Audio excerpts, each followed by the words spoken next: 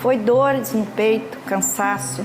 Eu senti uma dor no peito, me retirei para não preocupar ninguém. Depois de passar por alguns exames, ficou constatado, né, que eu tinha tido realmente, né, um infarto. Elas são a principal causa de morte em todo o mundo. As doenças cardiovasculares são a principal causa de morte entre homens e mulheres no Brasil. No Brasil, os casos de problemas cardíacos aparecem num volume que dá um aperto no peito. 20 milhões de pessoas têm arritmia, a disfunção que faz o coração bater mais rápido, mais devagar ou descontrolado pode levar a sérias consequências. E a sua incidência vem aumentando entre pessoas que até alguns anos atrás tinham menor risco de desenvolvê-las. A Sociedade Brasileira de Arritmias Cardíacas está fazendo uma campanha para alertar os estudantes. As arritmias são a principal causa de morte súbita e o socorro rápido é fundamental. As doenças cardiovasculares que podem ser prevenidas estão associadas principalmente a modo de vida pouco saudáveis. Mesmo assim, 90% dos infartos são causados por fatores como sedentarismo, alimentação de baixa qualidade, descontrole da pressão arterial. É moda, né, entre a moçada, principalmente, misturar as bebidas alcoólicas com o consumo de energético. Só que aí, gente, tem um detalhe. Tomar muito energético pode fazer mal para o coração. O açúcar faz mal para o coração. O açúcar em excesso pode levar, evidentemente, à hiperglicemia, que aumenta a quantidade de glicose no sangue, levando ao diabetes. O diabetes é uma doença que agride os vasos sanguíneos, desde as artérias coronárias às vasos cerebrais. Então, o diabetes aumenta, sim, o risco de derrame cerebral, de infarto, de insuficiência renal. A falta de atividades físicas mata tanto quanto o cigarro. E os cientistas dizem que a vida sedentária leva a uma série de doenças crônicas, como problemas cardíacos. Da redação do G1, eu sou Natuza Neri e o assunto hoje é o aumento do risco de doenças cardíacas em jovens. Porque cada vez mais pessoas estão mais expostas aos fatores de risco que levam a uma parada cardíaca. Como identificar os sinais do corpo e o principal, como prevenir esses casos. Neste episódio, eu converso com Paulo Caramori, médico, mestre e doutor em cardiologia. Ele é integrante do Conselho da Sociedade Brasileira de Cardiologia. Sexta-feira, 28 de julho. Doutor Paulo, eu começo a nossa conversa te pedindo para nos explicar o crescimento de casos de infarto e parada cardíaca entre jovens e mulheres. O que mudou? Parte dessas mudanças são relacionadas aos nossos hábitos de vida, que de alguma maneira nos deram longevidade como população, né? Inegavelmente a gente vive mais tempo, mas a gente tem se exposto como sociedade a fatores de risco que pode levar a infartos e, eventualmente, parada cardíaca precoce na vida da gente. Então, tem vários aspectos. Então, por exemplo, as mulheres, há anos atrás, fumavam menos, né? Hoje, talvez elas fumem mais do que os homens, inclusive. A nossa sociedade era mais magra, né? Até talvez por dificuldade de ter acesso à alimentação, mas hoje, obesidade é um grande problema de saúde pública. Muitas pessoas têm excesso de peso. Um levantamento inédito do Ministério da Saúde aponta que a obesidade atinge cerca de 6 milhões e 700 mil pessoas no Brasil em 2022. O número de pessoas com obesidade mórbida em 2019 era de 407.589. Já em 2022, saltou, olha só, para 863.083 brasileiros que foram diagnosticados aí com um mais grave nível de obesidade. E isso significa 4,7% da população e um crescimento de 29,6% em apenas 4 anos. No Brasil, 41% dos adultos devem estar obesos em 2035, número bem maior que a projeção da média mundial, 24%. Drogas ilícitas, especialmente na linha de cocaína e crack, estão muito associadas a eventos cardiovasculares, até um infarto ou morte súbita. E elas provavelmente são mais consumidas hoje do que eram no passado. Então são vários fatores. A nossa sociedade está associada à longevidade, como um todo, mas está associado a aumentos de alguns fatores de risco que fazem a gente poder, então, ter parada cardíaca talvez mais cedo na vida em algumas circunstâncias. Agora, quais fatores de risco não podem ser controlados pelos pacientes, por exemplo? Isso é muito interessante, né? A gente costuma separar os fatores de risco em fatores não controláveis, que são os que estão no nosso organismo e a gente não pode lidar com eles, não há como lidar. Por exemplo, o avanço da idade. Que eu saiba, pelo menos, é inexorável que a gente vai envelhecer com o passar do tempo. Se alguém descobrir o contrário, por favor, me avisa que eu estou interessado em não envelhecer. Mas todos nós envelhecemos. Segundo, nós nascemos com uma carga genética dos nossos pais. Então, se os nossos pais tiveram infarto ou mesmo parada cardíaca precocemente na vida e faleceram precocemente, tiveram infarto ou AVC, nós vamos ter maior risco. Nós nascemos com 2 cromossomas X ou um X e um Y. O XY está associado a maior evento cardiovascular, né? O homem geneticamente determinado está mais associado a eventos cardiovasculares que as mulheres. Então, esses fatores são não modificáveis, eles estão na gente. Agora, onde é que a gente tem que focar? Nos que são modificáveis. Então, tem várias atitudes da nossa vida que podem fazer com que a gente viva mais e melhor. E outras vão fazer com que a gente morra mais cedo e tenha ataque cardíaco ou AVC, que são as 2 principais causas de morte da nossa população hoje, numa faixa de idade mais cedo. Os casos de infartos registrados por mês no Brasil mais que dobrou nos últimos 15 anos. A média mensal de internações por infarto em homens no Brasil saltou para 13.645, um aumento de 158%. Entre as mulheres, a média subiu na mesma proporção. Agora eu queria falar contigo sobre temperaturas. Se temperatura pode ser um fator não controlado pelo paciente. Recentemente a gente fez um episódio falando de temperaturas extremas, o que está acontecendo nos Estados Unidos, Europa e até China, e algumas populações, algumas faixas etárias mais suscetíveis inclusive, a uma parada cardíaca. Mas tem o frio também. Queria muito ouvir o senhor para saber qual é o tamanho da influência da temperatura para pacientes com tendência a ter uma parada cardíaca, a ter um infarto. As temperaturas extremas expõem o nosso organismo a maior estresse real, né, relacionado à temperatura. E isso faz com que a gente tenha necessidade de enfrentar ele com mais intensidade. Ou seja, temperaturas muito extremas, tanto para o calor como o frio, faz o nosso coração trabalhar mais, ou para suar ou para manter caloria no corpo. E isso aumenta esse esforço e esse estresse, aumenta o risco de ter um evento.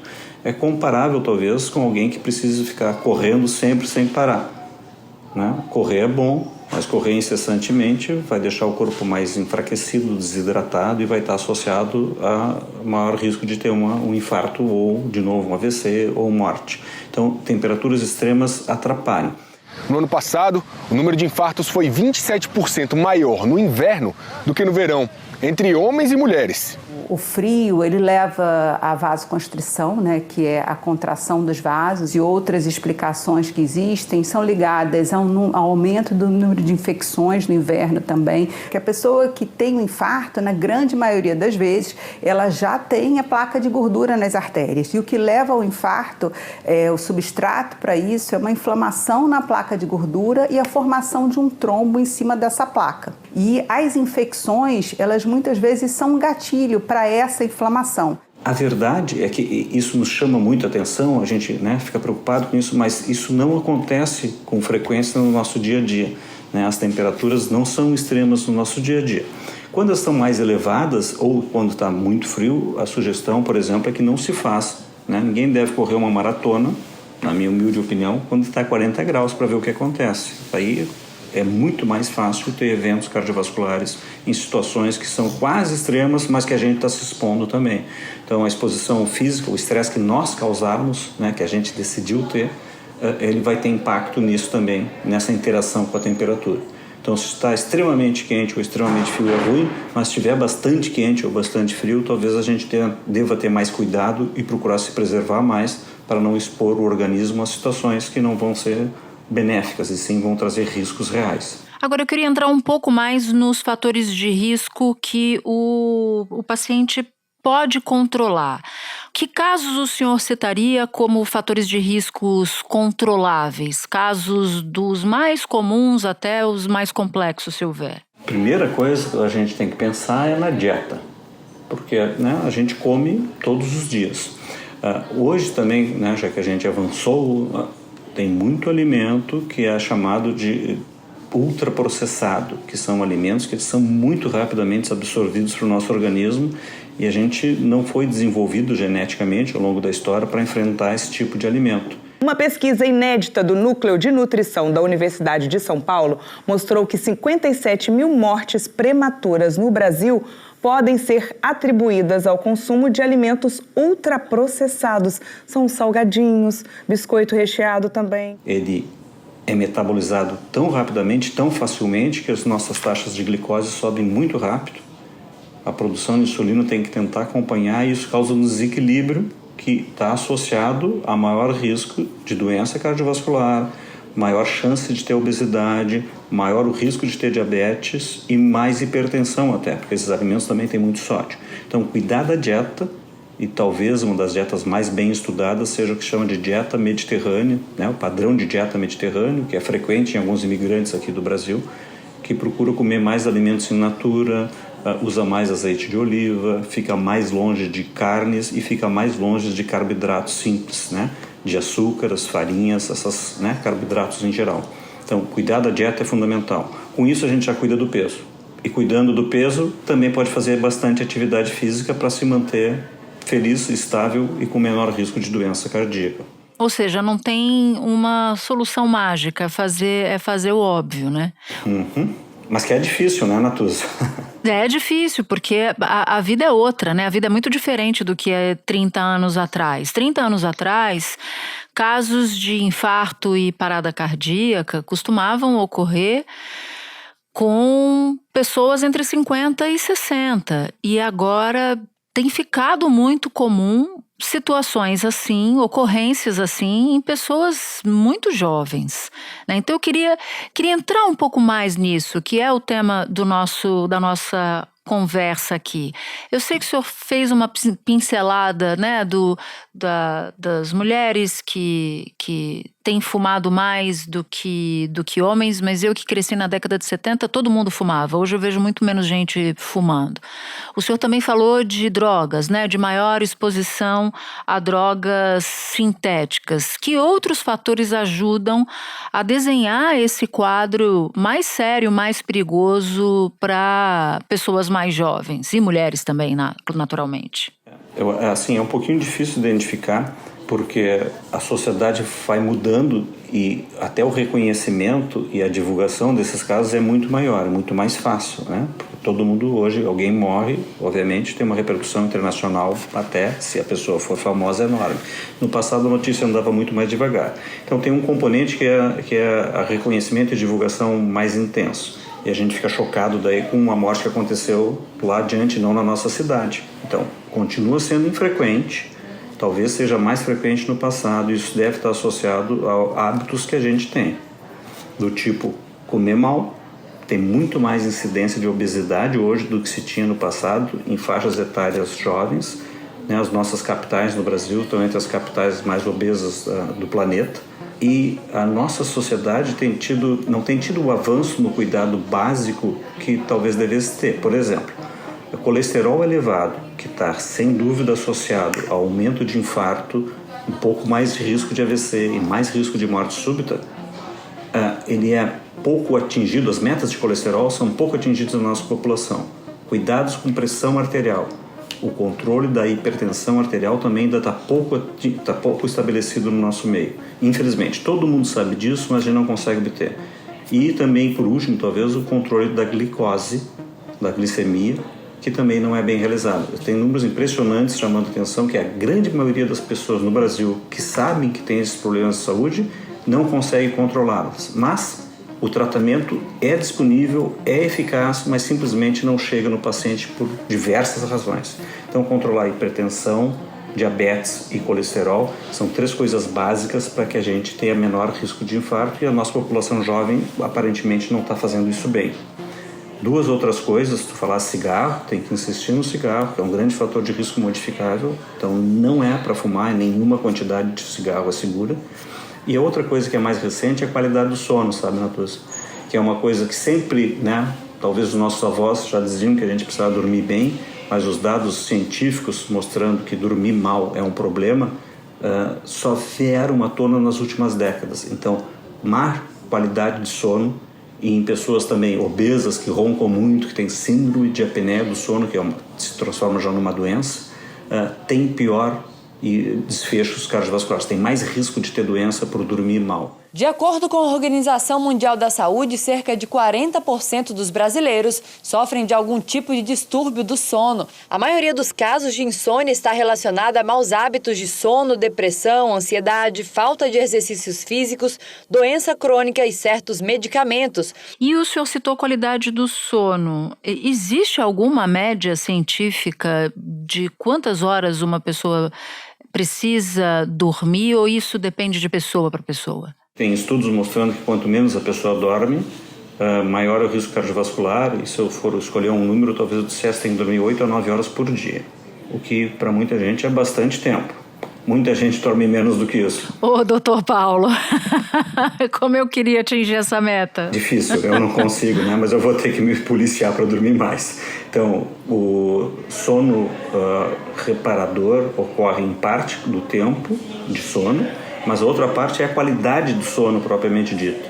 Então, tem pessoas que podem dormir essas 8 horas que eu sugeri, mas tem um sono de baixa qualidade, principalmente por obstrução na respiração, que acontece mais em quem tem obesidade, mas que acontece também em outras pessoas.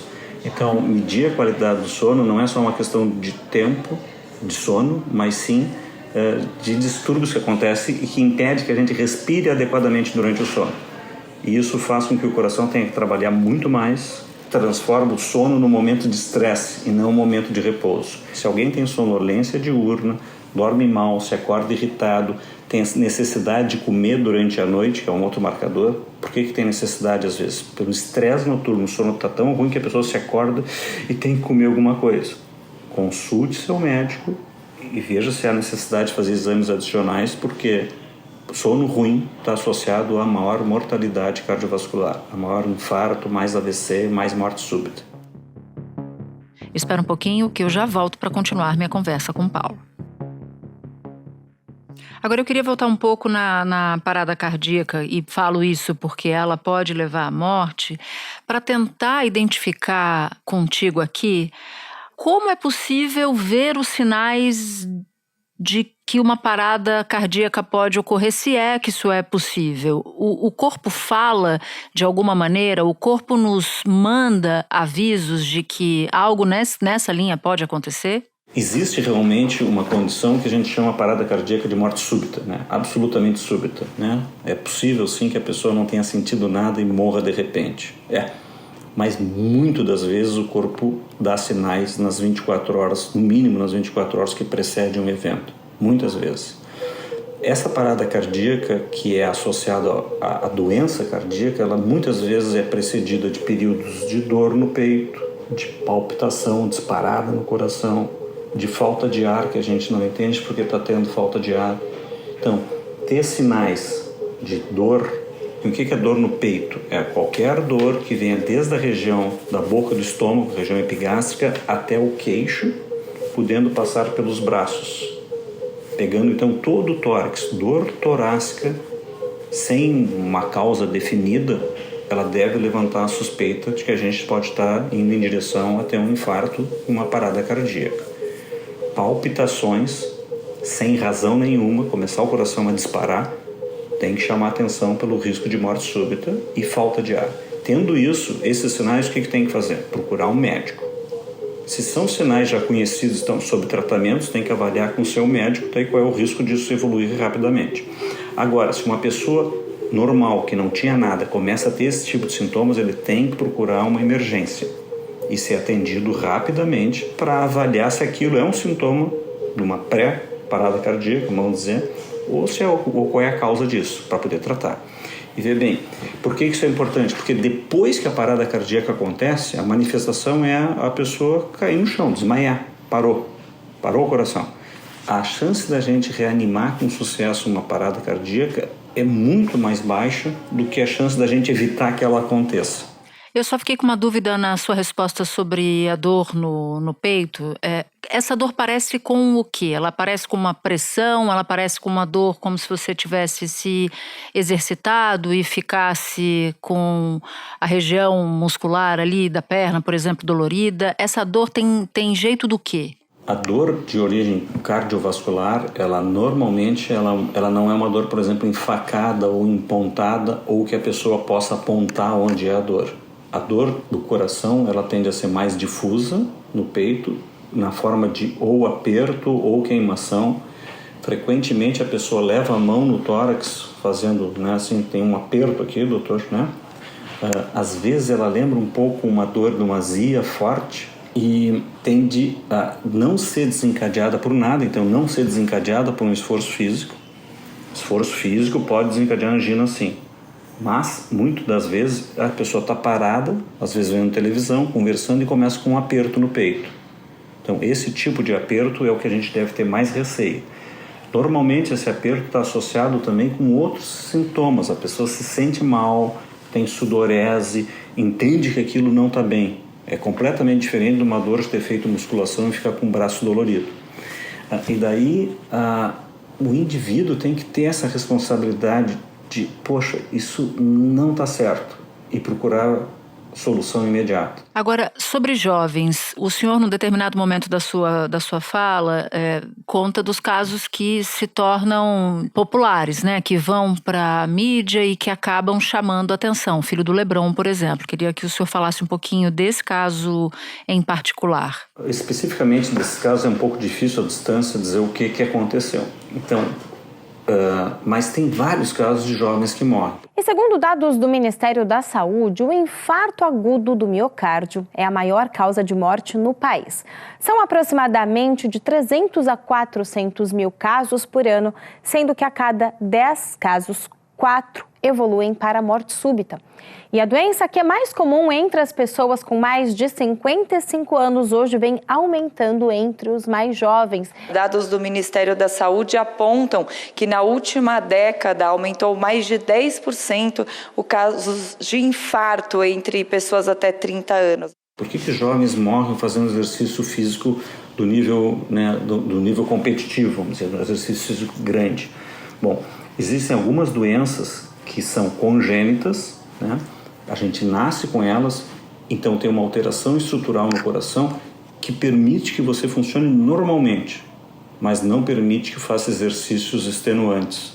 A avaliação médica em atleta competitivo, a avaliação cardiológica, é mandatória, ou seja, deve ser realizada sempre. No Brasil, a gente tem, né, frequentemente as pessoas fazem um eletrocardiograma, às vezes fazem exame de imagem. Algumas sociedades médicas internacionais mandam sistematicamente fazer exames tipo ecografia. Na suspeita de alguma coisa, fazer uma tomografia do coração e dos vasos que levam ao coração e, identificando algum problema, tem que dizer qual é o diagnóstico específico, qual é o tratamento e ver se aquele tipo de problema permite que a pessoa possa continuar fazendo exercício. Então, se dois irmãos gêmeos nascem com o mesmo problema congênito, um deles pode ir até os 60 anos sem ter nenhuma manifestação. O outro virar atleta e morrer subitamente aos 20, porque exigiu de um coração que tinha uma restrição de nascimento. Isso é uma das linhas, tá? Uma das linhas de problema. O outro problema é que tem algumas malformações também que geram arritmias cardíacas, que fazem o coração bater de uma maneira que não é efetivo e que equivale a uma parada cardíaca. O coração dispara de tal maneira que entra, né? Bate uma frequência tão irregular ou tão alta que a pessoa não consegue manter o funcionamento cardíaco e para na prática, ele fica batendo sem funcionar. Então, essas duas extremos, né, de situações, eles podem ser identificados e tem que fazer, qualquer atleta competitivo deve fazer a avaliação cardiológica para ver se aquele indivíduo tem condição de ser um atleta competitivo. Doutor Paulo, muito obrigada pelos esclarecimentos. Foi bom, importante os toques que o senhor deu para a gente entender aí o tamanho do problema e da influência do estilo de vida. Enfim, agradeço demais o seu tempo e por ter topado falar com a gente. Natuza, é um prazer. Só para terminar, se tu me permite, eu queria chamar a atenção, eu citei algumas vezes, a doença cardiovascular é um dos maiores fatores de risco para a pessoa morrer no Brasil e no mundo. Então, se tratar bem, prestar atenção nessas pequenas coisinhas, procurar o seu médico, vai evitar que a gente morra precocemente. Este foi o Assunto, podcast diário disponível no G1, no Globoplay ou na sua plataforma de áudio preferida. Comigo na equipe do Assunto estão Mônica Mariotti, Amanda Polato, Lorena Lara, Luiz Felipe Silva, Tiago Kazuroski, Gabriel de Campos, Nayara Fernandes e Etos Kleiter. Neste episódio colaborou também Bruna Miato. Eu sou Natuza Neri e fico por aqui. Até o próximo assunto.